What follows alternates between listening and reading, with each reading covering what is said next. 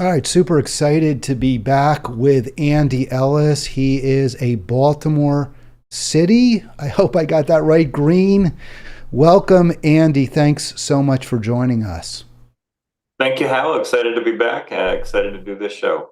All right, I really appreciate that too. That's nice of you to say. Thank you. We do have your website, your exploratory website, and you haven't, as I understand it, made a final decision.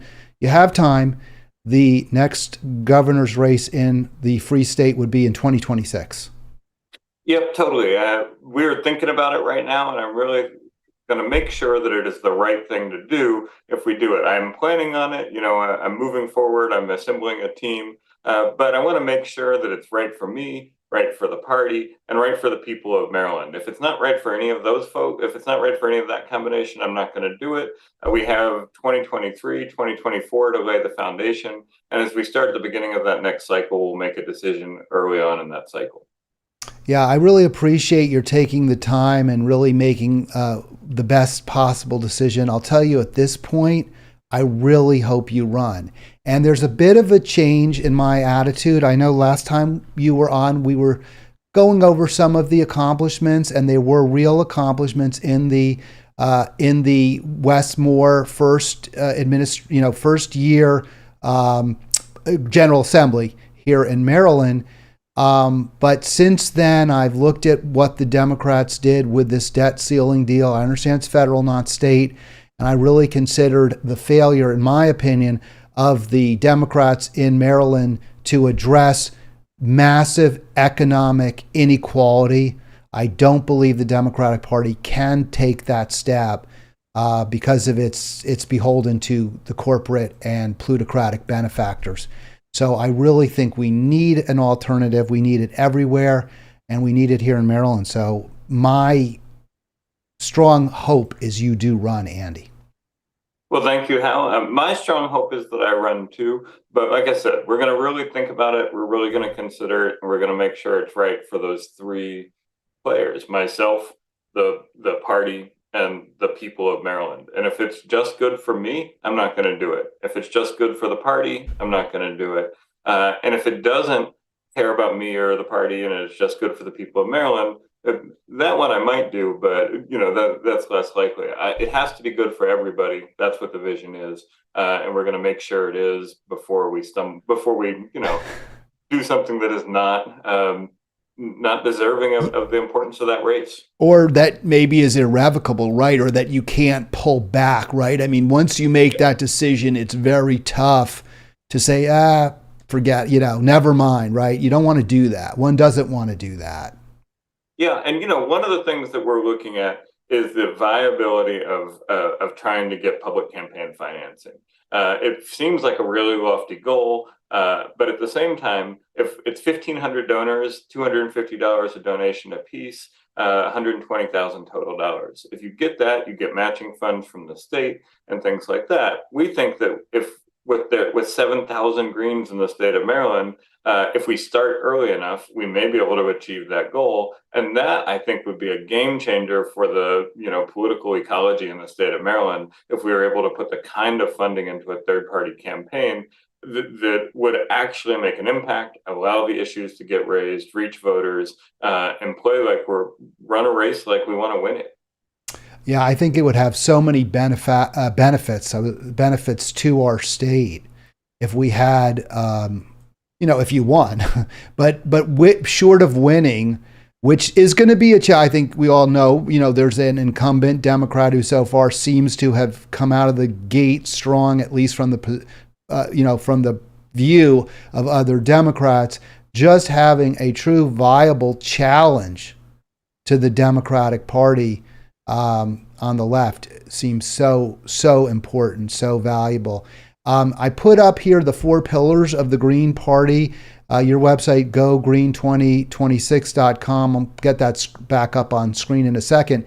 I did like the way you tweaked it just a little bit to take out the social justice to include just justice. And the reason I say that is because social justice to me is more about equity. It's about having different groups all getting a similar size piece of pie.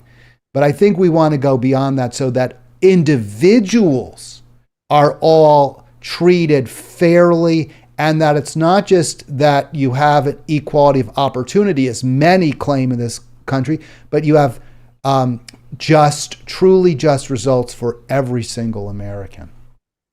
Totally. And, I think justice includes social justice, but it also includes economic justice. It includes environmental justice. It includes racial justice. It includes the broad picture of what we need to do, not just, as you say, to create equality of opportunity, but to create just outcomes and to make sure that those who have been wronged by our system are made whole, to make sure that those who have done the wrong are held accountable for them, and to make sure that the people of Maryland who are not the elites or who are not connected to the elites have a voice, have a say, and can have the dignity of life that we all aspire to and want. So, I think those four pillars really animate a philosophy that is missing entirely from our political spectrum right now.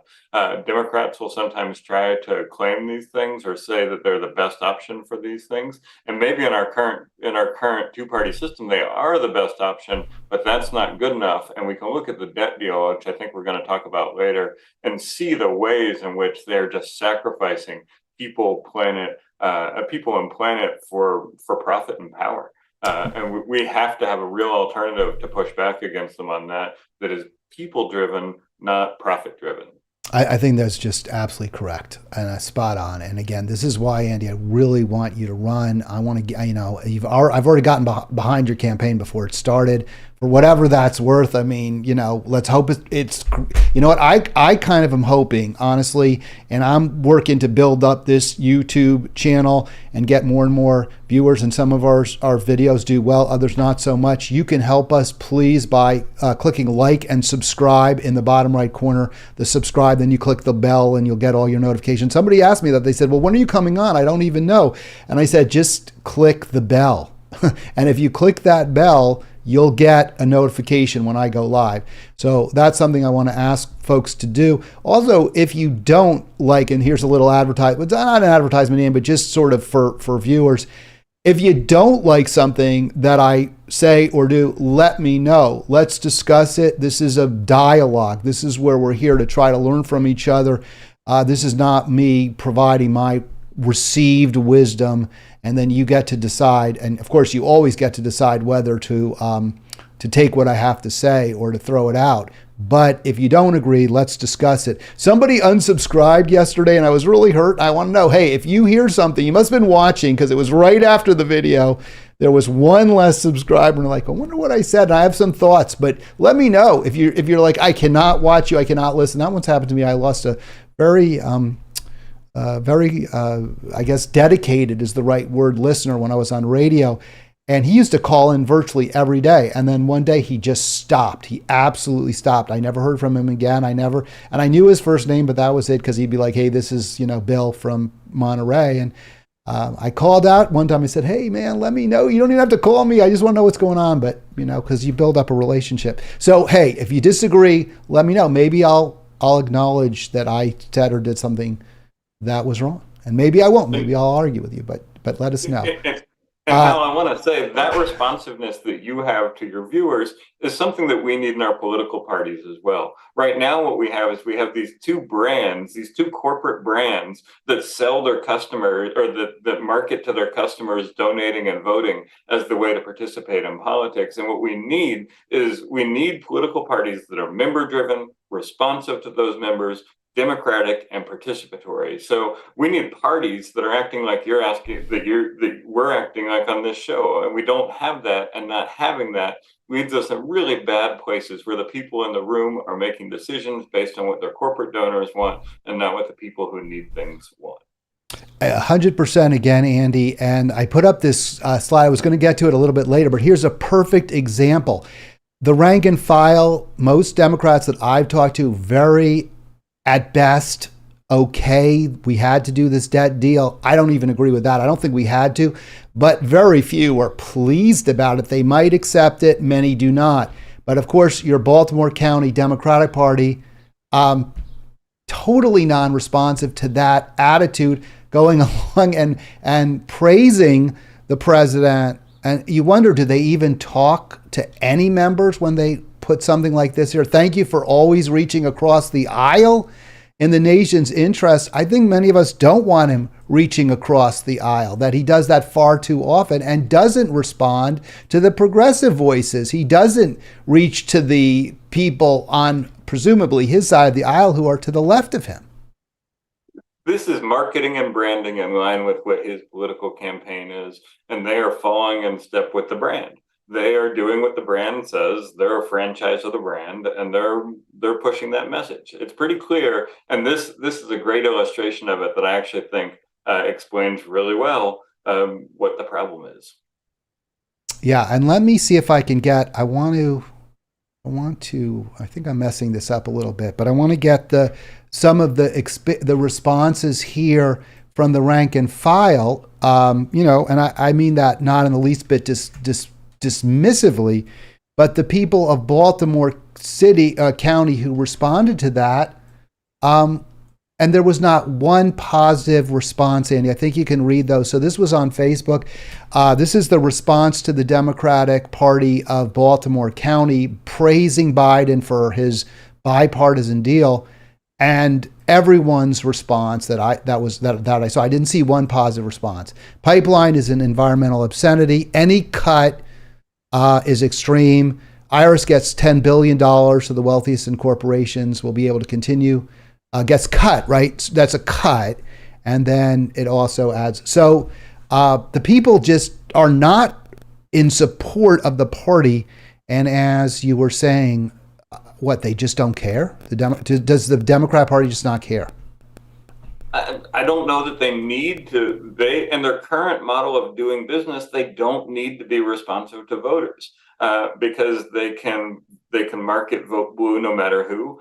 They can talk about how evil Trump is, and I agree. Trump is as evil as they come. DeSantis is as evil as they come. I agree with all that. But the entirety of the marketing pitch right now is vote for our brand and donate to our brand. And there's no responsive politics. There's no building of bases. There's no engagement with members. And this is engagement. And they're not issuing something that says, we hear you, let's have a town hall, let's talk about this. They're going to keep on marketing the brand.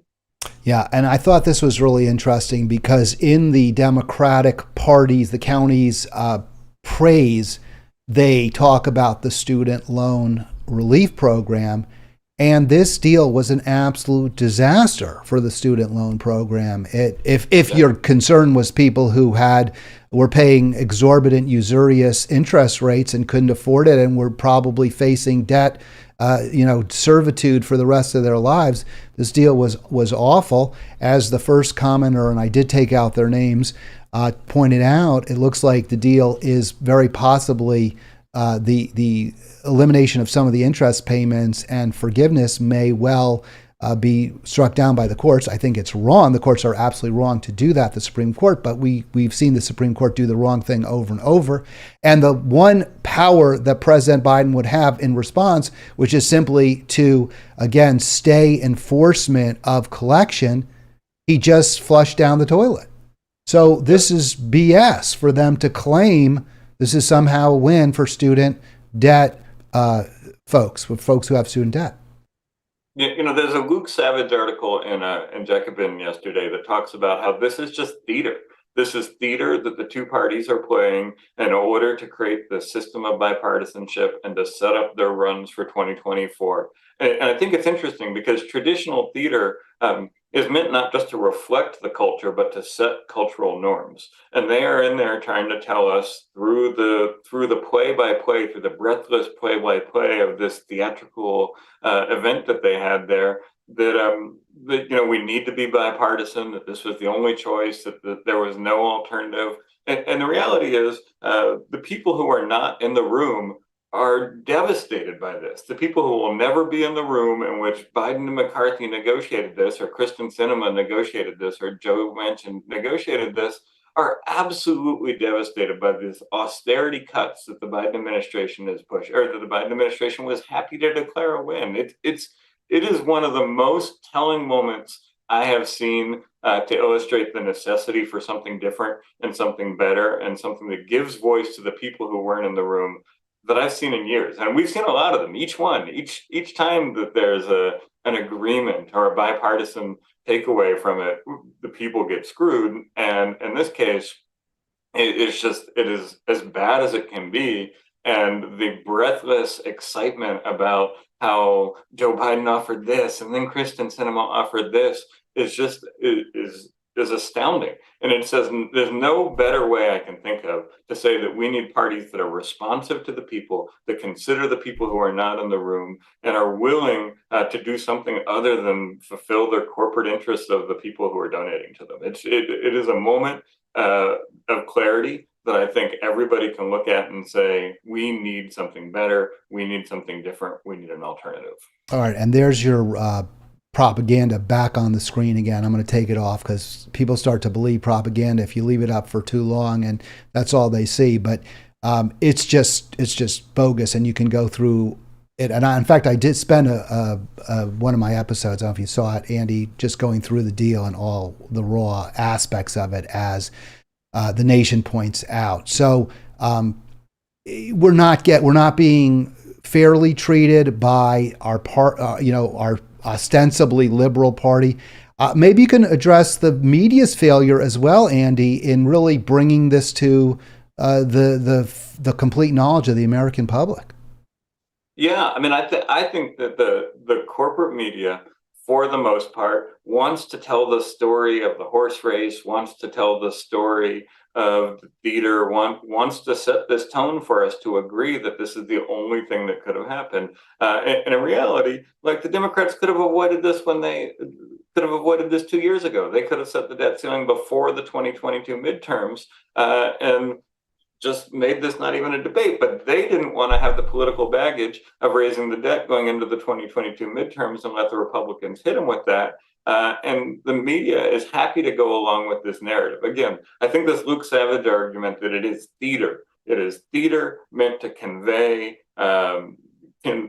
politics is really good and really important, because it's just watching the corporate media and even some of the non-mainstream media report on this as if this was the only outcome that was possible is just so disheartening, and so makes clear that we need an alternative. We need a party that is responsive to people, that is democratically run, and is not run by its superdelegates and its donors. All right. Yeah, spot on, Andy. Andy Ellis with us on Halitics. We've got him I'm hoping until noon East Coast time. And I certainly had an epiphany with the debt deal. It really pretty much confirmed my departure from the Democratic Party. But it's so hard in Maryland and many other states because of the duopoly, the power that the two parties have, and the laws that they've written and code that make it so challenging for alternatives. How are you going to deal with that? How do you deal with that? So, I think the way that change occurs to electoral systems is that there are healthy political alternatives that are willing to challenge the existing system prior to any electoral change happening. Those two parties aren't going to make electoral change if they don't feel like there's a threat or if they don't feel like there's something challenging them.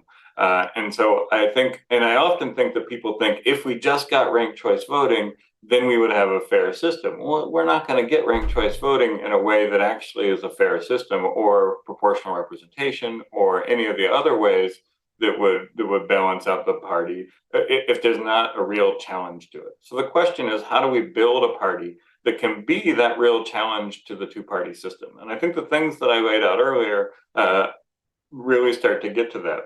Political parties are incredibly important in our life right now, and in the lives, especially if you're a vulnerable person. The political parties control everything. They control all of the power. They control all of the governance. But most people don't know what a political party is or what they want a political party to be, because they've settled for the theater of the two corporate brands running their marketing strategies against each other. So I think if we want to build a party that can begin to challenge that, we need to look back into history and we need to look forward to the future.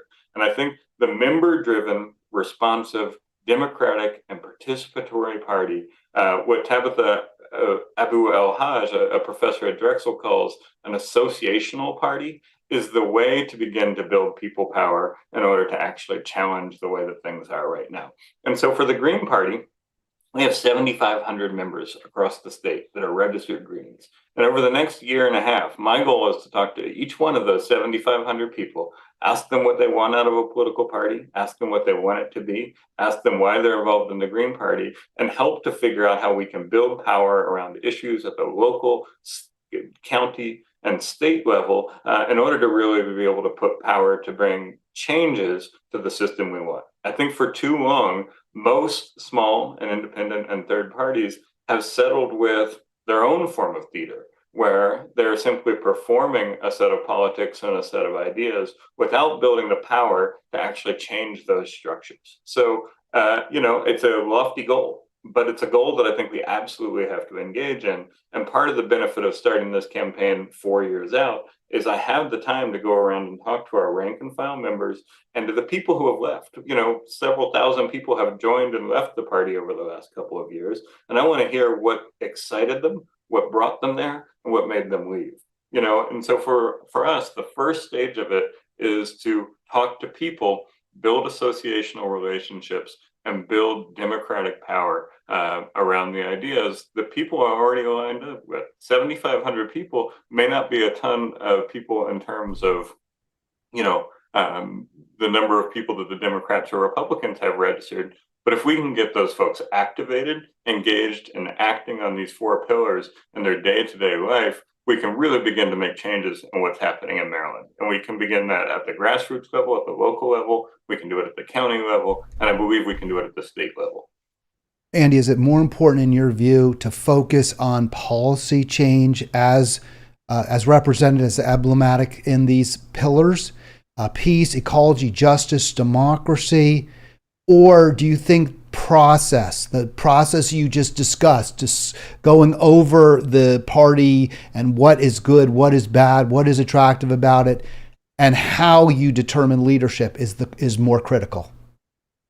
So I think it's a sequencing question. I think in order to get good policy that is focused on bringing real changes from people's perspectives, we have to have a mechanism of engaging those people and allowing them to channel their energy. So I think there's a process that is necessary in order to build a democratic and responsive political party that can make change. And I think if we do that process, we can punch above our weight on these issues. I think if we are able to have a really well-organized set of people who understand what a political party is, what they want out of it, and how it helps them achieve these four goals, or these four pillars, then I think that we can start to formulate policy that is not dictated by what the two-party doctrine tells us right now. And so I don't think it's one or the other. I think we have to build the organizations that allow us to channel the energy of people who want something different and to actually have power to change the institutions that shape what is right now.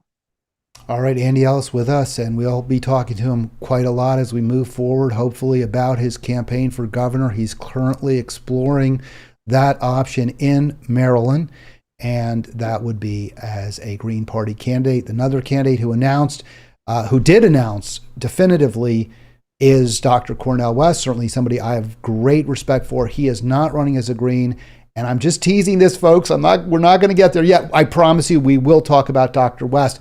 But I mentioned, Andy, the issue of process versus, I guess, content, or form versus substance, or however you want to look at it. So let's get to an issue that is going on right now in the Green Party, maybe a little bit of disputation, or you're just going over ground rules, how the party will I guess, expect behavior, will expect conduct. Let's just say this is one of the big issues we just talked about with the Democratic Party, is they're just cheerleaders. The people within the party are cheerleaders for the party itself and for the people in the party, for the leaders in the party. There is really no right to dissent publicly from the Democratic Party's leadership. Tell us about this little 5.6 I've got up here. You shared with me earlier. looks like, I mean, don't we just all have a right to dissent? Why do we need to, I don't know, have ground rules about dissenting? Yeah, so the Maryland Green Party has an annual bylaws process, and every member of the Maryland Green Party, every registered Green in the state, can vote on those bylaws. Same thing with platform, same thing with our candidates, same thing with our leaders. These are moves that we've made, in order to make sure that we're living up to those standards that we talked about, member-driven, responsive, democratic, and participatory. And so this year we have 4 bylaws that I think generally advance those goals and help to make the party better and more suited to take on the challenges and meet the moment. Then there's a set of bylaws about codes of conduct for the state party. And those bylaws, there's 2 separate ones for them. There's one by Baltimore Green, Dana Polson, who is on our steering committee and is also my partner. And then there's another one by Nancy Wallace, who ran for governor in 2022. Dana's sets up a standard in which you know what, Andy, let me just interrupt you super quick because I know Nancy Wallace and I have a question. What is her title within the Green Party of Maryland? My understanding is this correct? She is the chair or president of the party, or is that not correct? Nancy is a delegate from the Montgomery County Party to the Maryland Green Party. Gotcha. Is there a state chair? Yep, there are state co-chairs, and there is a person who ran for Charlotte McBreedy, a person from Washington County, from Hagerstown, who ran for state delegate in 2018 and 2022, is currently the state co-chair. We only have one. And then we have another person, Bill Berry, who's a longtime union activist and labor leader. And Bill serves in a functional role and interacts with the State Board of Elections. So those elections are coming up too. Charlotte is running for a second term, and I encourage any Green that is listening to this to request their ballot at marylandgreens.com and to vote for Charlotte, and also vote for Mary Rooker, who is also running to be co-chair with her this time. But I want to get back to this. So the one place where we have disputes in our bylaws this year, in our bylaws process this year, is 2 separate codes of conduct. And the one that you have up on the screen is the one that Nancy Wallace is offering. And it has this prohibition on disparaging, anybody. It prohibits anybody from disparaging the party or any of its members outside of the state party, or publicly airing state party disagreements. So how you and I, if this passes, would be in violation of this, because we're publicly airing a disagreement about whether the party should adopt this bylaw or not. And I don't think that we're going to build the kind of party that we need to take on the kind of issues that we need if we're trying to exert this level of control over the way that people talk about the party. I think it's even good intentioned. Our party, like any party, has gone through a lot of disputes in the last couple of years, and some of those disputes have been harmful to growing the party. But the solution to that is to set up a set of rules that everybody agrees to, a set of baseline rules, the obvious things you can't do that are in Dana's proposal, but let the participants come to an agreement about other things. Something like this, I think, is emblematic of the way that the Democratic Party and the Republican Party try to restrict internal dissent in a way that is controlling, is top down, and is not empowering of the people who should have legitimate disagreements. The Green Party should be able to disagree about who our candidates are, what our bylaws are, what our platforms are, and important political decisions. And if we want healthy parties, we have to encourage that kind of debate. If we don't have that kind of debate, we're going to have top-down central committees running everything, superdelegates making the types of decisions that the people should make. Yeah, I agree with you on this also, Andy. We really do see eye to eye on issue after issue. And I would note just throw on a couple of other reasons why these types of codes of conduct, I think, are very anti-democratic. One, there's always going to be selective enforcement. One of our members in the Maryland, now I can't remember my group, Our Revolution Maryland, was drummed out of the Eastern Shore Democrats, or some group on the Eastern Shore, Salisbury, because he supported another Democrat who was challenging the incumbent. And the Democrat who was challenging the incumbent was running as an independent. They said, you can't do that. But there were many other examples of very similar activity that were completely overlooked. It just so happened that a couple of people who really didn't like this individual decided to lodge a complaint. And there was selective enforcement, and it was a guy who was very far to the left in the Democratic Party, and he was the one that they decided to make an example of. So that's clearly extremely problematic, just the selective enforcement itself. And you know, like words like condemning and airing state party agreements are just so open to that selective enforcement, right? Like I may not think it is condemning to say what I'm saying right now, but somebody else who is on the other side of it may feel like it's condemning. And then we're going to go to a state body, and that state body, based on the power within that small administrative committee, is going to decide whether it's a violation or not. I think we need to move toward a place where we encourage debate and dissent. And I think that is one of the things that people most dislike about the two-party system, is that those two parties are corporations that control their people from the top to the bottom. And if people get too out of line, they just do what they want to do anyway. And if we want to build something that helps us to get to the new day, that makes sure that the people who aren't inside the room right now are inside the room, or even break down the walls of the room, then we need to be able to allow dissent, and we need to be able to allow disagreement. It is the core of what has to happen in order to build a movement that is going to get the change we want. Well, and if you look at the organizations that have tended to very strongly, forcibly enforce these kind of rules, they're the most anti-democratic you can come up with. I mean, certainly, people say the first who mentions the Nazis loses, but the Nazis did exactly this. They were absolutely, you follow the leader, and that's it, and you do what the leader says. And even within meetings, if you were dissenting, they would kill you. I mean, literally, they would find bodies, before they took power, bodies in the woods of members. The first thing to enforce was loyalty within the party was even more important than outside of it. And then Republicans, remember, and just let me throw this out there too, Ronald Reagan, thou shalt not speak ill of thy fellow Republican. The goal was to enforce party loyalty, to aggregate as much power as possible within the party and at the top of the party, with zero regard for what was best for the American people or the people of whatever country we're talking about. Right. And look, I mean, the folks in the Green Party that are the leaders, that are on the central committees and things, these are not people that I hate or disdain or anything like that. I would never call them, I'm not calling them Nazis, and I know you're not either. But I had a nice lunch a couple of weeks ago over at somebody who had a new house. We all got together and sat around and talked. It is not about personal disliking of each other. It's about what kind of structure we have if we are going to build the power necessary in order to challenge the two-party system and work for the better day.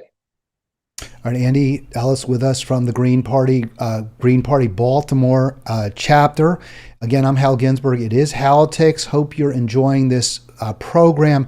And please call in. We're live right now on the 7th between 11 and noon East Coast. So if you call in now, you can see, well, you can't see the phone number, but you will see it in a second.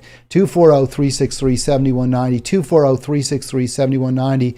If you have a question, comment, concern for Andy specifically, I would prefer to address, although I'll take any calls if you want to join us. But right now, with Andy Ellis on, this is a great opportunity for you to speak to a leader in a movement to broaden really our democracy to the extent we still have one, by having a consistent, influential, powerful challenge from the left to the Democratic Party. So I think that's where you see it, Andy. And I think another way, and I want to just put this slide up if we can, why it's so important. And you to have this, to have a, there are people who really do believe, and I no longer do, that the Democratic Party can be the answer. But if it can be the answer, it can only be the answer if it's facing sustained pressure from the left, which I think is what certainly you want to do, and also Dr. West. Without it, these kinds of memes, was posted. I try really hard not to embarrass people by putting their names up, and if they want to debate with me, they can come on. But this meme was put up by a friend of mine, and they note here that somehow Joe won the debt deal. You can see he's got all the chips in front of him, and I think part of the reason for that there's several reasons for it. One is the media has not done its job. Two, they're listening to the party. Three, hyper-partisanship that develops because of the demonizing, not only of people like Trump and DeSantis, and for my money, DeSantis is maybe even worse right now. There are some glimmers in Trump that we may get to, which make him not quite as evil. They're glimmers. But that hyper-partisanship causes people to think, I have to always take the side of my party. They're my side. They're on my side. So I'm going to just completely ignore or disregard anything that suggests that my group isn't ideal. And so we won. We got all the chips in front of us when it's complete BS. Maybe if there was a Green Party that was being, that had real... could make the noise, that could get on video consistently, people would be more willing to accept criticism. Yeah, I think about one of the things that Jill Stein most effectively mainstreamed in 2016 was the idea of student debt relief. She talked about Green New Deal, but student debt relief is the thing that she talked about that I think took off in a way after her campaign that she doesn't get credit for. And fine, whatever. The media is not going to give her credit for that. But when I look at this picture, I was reading this article by David Dayen in the American Prospect today, and he was talking about the student debt, the catastrophe of the student debt relief that is about to come. And the way that these private processors that have taken over all the loans since 2000, the government systems that aren't ready. Think back to Obamacare when the exchanges rolled out. And who is not in this room right now are all the students who are all the people who have student debt that are suddenly going to have to start paying hundreds of dollars more a month while inflation is ravaging their paychecks.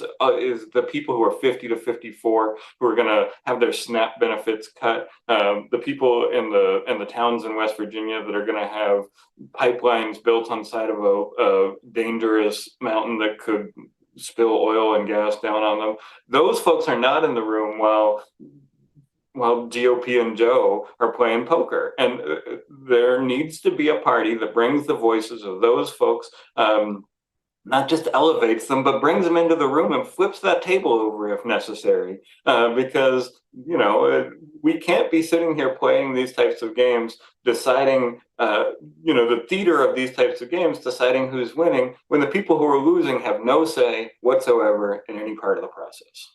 Yeah, but even that's absolutely true. And in our political system, the poor, period, just don't have influence. Yeah. But and I actually remember, I'll just quick anecdote. I spoke with, I think Jim Lehrer from the McNeil-Lehrer Report some years ago. He came to an event, and I went just to see him, and I asked him this question. I said, and he was talking about the need for public television and why you needed a something independent from corporate or commercial influence in advertising.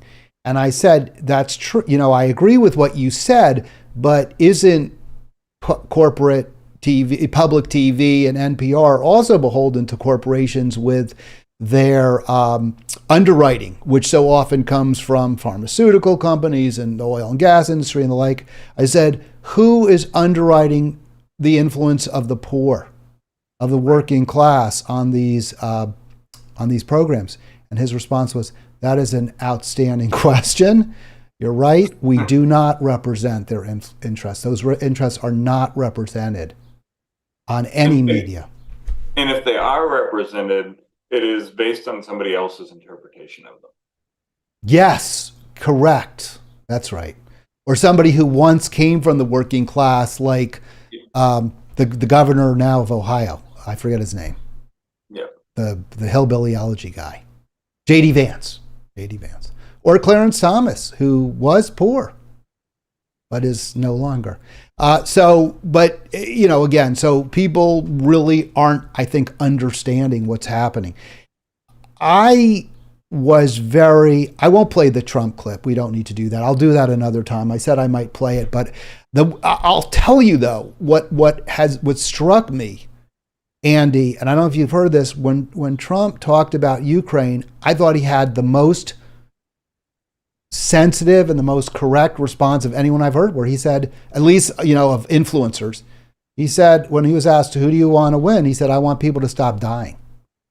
And my answer is, why does this narcissist, this game show host, this clearly, I don't want to say a sociopath, but somebody with a lot of sociopathic tendencies, how come he's better on this issue than the Democratic Party? What does that tell you? It tells you more about the party, I think, than about Trump. Yeah, I mean, I think it goes back to the responsiveness question. I think one of the things that Trump was able to do well was to craft politics that felt responsive to people who feel like politics is not responsive to them. Whether he was right about it or not, I think his skill as a narcissist, a psychopath, and a game show host helped him to craft responses that way. But there were people who felt that he was being responsive to them and hearing them saying, nobody listens to me, nobody cares about me. And he did that in a way that was fitting of a narcissist, a psychopath, and a game show host, right? Like, I mean, I don't want to forget who he is, but it is important to understand how he was able to do what he did. Well, and also to not engage in hyper-partisanship and bash Trump solely because it doesn't accurately reflect the political dynamic. Somebody else who was extremely good at empathizing or appearing to empathize without actually demonstrating empathy was Bill Clinton. Yeah. I mean, I think there's a lot of similarity between Trump and Clinton in a lot of ways, and I think they galvanized different parts of the electorate. But I think they both did a thing which was, and I'm going to keep going back to this: be responsive. And the "I feel your pain." We joke about it, but people believed he did. People believed he understood what they were going through and that he was crafting answers that were responsive to them. Now, I think we've seen the consequences of that. So I don't think that any of these things are silver bullets. They're tools to help people have power and change the governing structure that we have right now. There's no magical voting system. There's no magical party. There's no magical truth out there. This is hard work. And it's going to take generations to really reverse the errors that have come. But we have to commit to building something outside of these two corporate brands and build a party that's responsive to people, that allows them to participate and allows them to shape the outcomes their party directs toward government. All right, 100%. It has to be a party. It can't be a cult of personality. It can't be just one person, because that dies when the campaign is over. So it does have to be something lasting. And I think Bernie tried, to a degree. I give him some credit for that. My question is this gentleman, let's get to this. Let's get to Dr. West now. Is he somebody that we can look to lead that kind of movement towards a permanent, perennial challenge to the duopoly? And before we answer that question, let me play this video. I think this is kind of interesting of Dr.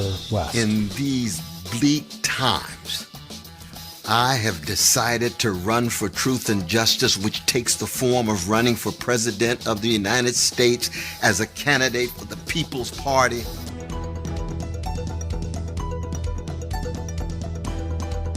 Yeah.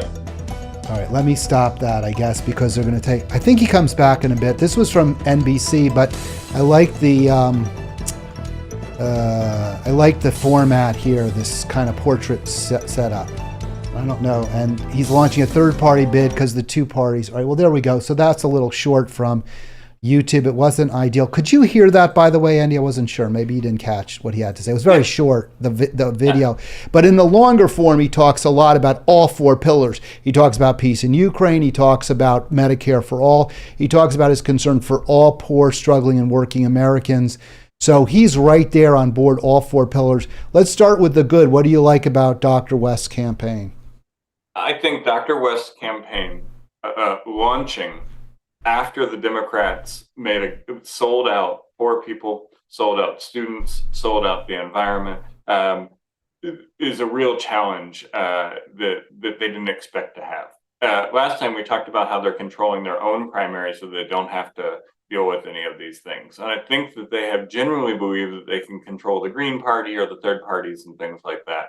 I think Dr. West is the most well-known person to run outside of the two-party system since Ralph Nader did. And I think he is speaking to exactly the people who Joe Biden was willing to sell out in order to get his deal last week. And so I think this moment right now is one of great possibility that shows people what could happen if there was a prominent third party. There was a prominent third party who ran prominent people who were rooted in justice and truth. Now, I think what will happen between now and November of 2024 is a lot. It's not easy to run for president. It's not easy to build a new party. So I think we're going to need to be able to see whether the candidate can withstand the scrutiny that's going to come from being a presidential candidate, whether the campaign develops well enough in order to be able to represent the truth that he was speaking there, and whether the party is able to get on the ballot in enough states for it to make a difference. Those are all things that still have to come. Those are all the brass tacks of what it means to run for president as a third-party candidate. And we're going to have to see whether the candidate, the campaign, and the party are worthy of the moment and are able to meet the moment that they're standing up to. But this moment in which a relatively prominent person is standing up and saying, enough, tired of you selling people out, I supported you in 2020, but I'm not going to do so again, is exciting. I think it speaks to the necessity that we've been talking about this whole show for there to be an alternative, for there to be something better. And I don't know. Who knows what's going to happen? I mean, like, it's the path between here and next November is a long one. And it's going to be bumpy and it's going to be difficult. And this may be the most exciting moment of the campaign. Or we may have the most exciting third-party challenge since Ralph Nader. Yeah, it's gotten a lot of buzz. It's really exciting. Politico reported on this, which I was happy to see. I think they're doing a pretty good job covering news that's outside the duopoly, which I appreciate from Politico, which is, let's face it, pretty much just pure corporate news owned and run by, started by a billionaire's son and part of the All Britain media empire. So I'm happy to see Politico give alternatives and even do some decent coverage. I like to give media praise when I think they deserve it. They've also done, I think, some pretty good coverage through their energy newsletter on clean green energy. So thank you, Politico. I don't know if you've noticed that or you've looked into that at all, Andy, but I have seen that and I'm happy about it. I love, the buzz is great. I want to just quickly distinguish in my mind for folks why I believe the third-party challenges in 2016, 2020, and I don't even like to call them third parties because there's many more than 2-3 parties, but the alternative party challenges in 2016, 2020, and 2024 are different in my mind. You mentioned Ralph Nader, and I was very, very harshly critical of Ralph Nader in 2020 and 2000, not 2020, 2000, harshly critical. And I have revised my views on some issues. For example, I do think we absolutely need an alternative to the duopoly. But I have not revised my view that Ralph Nader was very ill-advised and that his run was very harmful to America. And the way I distinguish is that in 2000, I believe, and I continue to believe, and I believe then, that there was a real choice between a pretty darn good option, not great, not perfect, but good. Somebody who I believe had our best instincts and heart, and a really awful choice who turned out to be, in my view, one of the 3 worst presidents we've ever had, along with, and let me just be clear who they are, Nixon and Andrew Jackson. So the choice was good and awful, good and the worst. And Nader, I believe, gave us the worst. He wasn't the only reason we got the worst, but absent Nader, we wouldn't have gotten the worst. We would have gotten good. We might have been able to fight the we might have gotten a much better start against the climate catastrophe, and we wouldn't have gotten the Supreme Court we got. So to my way of thinking, Nader was a complete harm. In 2016, 2020, and now in 2024, I think our choices are going to be between the frying pan and the fire when it comes to the duopoly. It wasn't like we had a good choice and a really bad choice. I think we had really bad choices, and I'm not even certain in 2016 and even 2020, although I'm more confident in 2020, that there was one choice that was clearly better than the other, or it's clearly not as bad. So to me, that's the distinction. That's why I'm excited about Cornel West to a degree that I was not about Nader. And I'll just say one other point. I like Cornel West. I didn't like Ralph Nader. I didn't like him in 2000. That's it. Got it. Go. Respond. Yeah, sure. So, I mean, the reason I bring up Ralph Nader there is because Ralph Nader was a person who had hosted Saturday Night Live before he decided to run for president. He was on the news. He was talking about things. He didn't come up out of the Green Party ecosystem. He didn't come up out of, something else. He was a prominent person who decided to attach his name to this mission. I think the same thing with Cornel West. I think that outside of Nader, the closest you get to somebody actually running a race on a third party or in a small party ticket or whatever you want to call it, whatever the nomenclature there is outside of the two-party system, is Jill Stein at the end of 2016. And Cornel West starts the game more well-known, more renowned, and more popular than Jill Stein did at the beginning of 2016. Now, I think there's a lot of, I think that DeSantis would be a really bad president. And I think DeSantis, I think I wouldn't be hard pressed to be more concerned about a DeSantis president than I am about a Biden presidency. And so I think that I think that there's a lot of risk that because Cornel West has that level of notoriety and celebrity coming into the race, and because the People's Party is an unproven vehicle at this point, that there's a risk of some recklessness to this. And he's going to have to navigate that, and he's going to have to figure out how he's going to represent those values of truth and justice that he's speaking for without doing so recklessly and without, putting us in a position like we may have been in 2000. So I think that's why I say that the next 14 to 18 months are going to be really important to see what happens here. But the moment of his announcement, when he said a week after this disastrous debt deal, I'm calling the Democrats bluff on the people they're willing to sell out. I'm going to speak up for those folks, and I'm going to do it as outside of the two-party system. That's a moment of inspiration. That's a moment of possibility, and that's a moment of hope about what can be if we're building really good third parties, we're building really good grassroots challenges, and we're building people-powered alternatives to the corporate brands we have right now. Andy, I agree with everything you said. And I wasn't even taking issue with your bringing up Nader. I thought your analysis was spot on. But I just wanted to bring that up because in the past, and you wouldn't be familiar with this, but I it's a personal thing, but taking a lot of heat on media for being harshly critical of Ralph Nader. I actually spoke to Ralph Nader about this on radio, and it didn't end well. I'm just making the point. I think that we're in a different place, and I truly believe that. And it's not like, it's just we're in a different place. We're in a place where we absolutely need a third party. We need alternatives to the two parties. We always did. But I think there was a greater demarcation, and we had a better. So enough said on that. It's been clear. I also do really respect what you said about DeSantis. He's scary to me in a way, even maybe Trump isn't, perhaps because he seems a little more grounded. I don't know. He seems to sort of know what he's doing. He's not just flitting around. And again, Trump has, I agree, he's a phony, a narcissist, a sociopath and all that, or to a degree a sociopath, but I think sometimes he's shown some decent instincts and some concern for working class people with the tariffs. He has been willing to criticize the mic to a degree, obviously, that no other politicians we've seen from either party have been willing to do.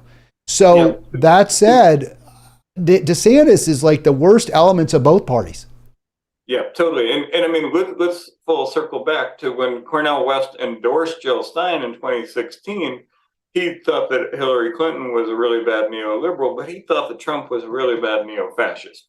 And so if we are putting our faith into the philosophy and values of Dr. West, we should look back at what he had to say about Trump. You know, he's got his brother Trump comments in between here and there, and he's got moments where his philosophy of love has led him to praise him some. But at the end of the day, if you look back at the interview he did with Amy Goodman when he's talking about Jill Stein, he says Trump is a neo-fascist, and he predicted what the regime was going to be, right, and he was right. So, you know, I mean, I think there's things that Trump did that are well. I don't want a Trump presidency. I don't want a DeSantis presidency, and I don't want a Biden presidency. Yeah, I'm most afraid, honestly, at this point of a DeSantis presidency, as you brought up. I would just say with regard to Biden versus Trump, I'm so against this Ukraine war and the support it's getting from Democratic rank and file that issue kind of dominates for me, and that's why I'm not, in for Biden over Trump. That's my answer to that. Yeah, and I'm not in for Biden over Trump either, but I do think one of the things that I have done a lot of reflecting on is exactly what you're talking about with Ralph Nader. How do we look at these situations that we embraced, that I embraced, you didn't at the time, but I embraced, and learn and say, hey, maybe we weren't right in that case, right? And I think it's important for people who are trying to use the presidency or the governor's race in order to build parties to be able to have that reflexivity and say, hey, like, maybe this was reckless. I don't, you and I disagree about that a little bit with Ralph Nader, but I think your point on it is well taken. And I think it's worth taking, for all of us, taking some of that reflexivity as we think about what this next race is going to be like. And I think that reflexivity is something that a lot of voters want us to be responsive to. We've talked about responsiveness here. And a lot of times people say, okay, but like, you do this thing in these races, and what do we get out of it? That's why I think the slide that you have up here right now is really important about whether the People's Party is the vehicle to make this movement with. So I'll let you talk to that. Yeah, I mean, I'm glad you mentioned that, because I don't believe it is. I think there are a lot of very legitimate questions, concerns about the People's Party. I am glad, very glad, that Dr. West is not running as a Democrat. I think we've already seen how the Democrat Party has sanded off some of the rough edges of RFK Jr., and Marianne Williamson has never been as progressive, from my standpoint, as some believe her to be. Witness her support, her continued support for the Ukraine war. But the People's Party is exceedingly problematic, as is noted in this Byrne identity. And I always thought it was, and I remember when Nick Braun even started it, and I thought, man, why doesn't he go to the Greens? And my first thought was, well, he wants to be in charge, right? He wants to be the leader. But you got to put, and I understand that. I'm not going to condemn ambition exactly, but I'm going to condemn it where the ambition conflicts with what is ostensibly your goal. If the goal was to have a progressive, truly progressive, viable alternative, then the Green Party was a much better vehicle than what you tried, apparently, to get going. And you didn't. You never got it going. There's never been a candidate, as far as I know, except for Dr. West. They don't have an infrastructure. They don't have a track record of any sort. And you know what? That's why I say it's going to be really interesting to see what happens over the next couple of months, to see whether this gets off the ground, whether they start to get ballot access, whether they democratize, right? Like I've been saying the whole time that we need to have democratic, responsive, participatory parties. And Nick Brannett, in my opinion, is building a party like the two parties that he's trying to leave, a corporate brand controlled from the top without much input from the people. And I don't think we need a third one of those. I think we need a different kind of party that is going to be grassroots, bottom up, responsive, and people driven. If Cornel West can help transform Nick Branno's PAC into a party that is that, wonderful. That would be a great outcome of this. I don't know that it's going to happen, and I'm not. I'm willing enough to give a moment of possibility to see if we start seeing moves in that direction before I condemn Dr. West for his choice. I have a lot of questions, similar to you, similar to many other folks on Twitter and on social media. but I think there's a moment to give them grace to see if Dr. West is able to be a more powerful influence in this party, wrest it from the control of Nick Brana, and build something that is what it says, the People's Party. If not, it's just going to be another, it's a, sort of different version. Vanity project, right? Ultimately a vanity project. We don't have a lot of time. We're gonna cut this off in a moment. I do want to have you back again soon, Andy, because we didn't get to another topic. We talked about it, we alluded to it, but I want to get into even greater detail how we can build this party across the state.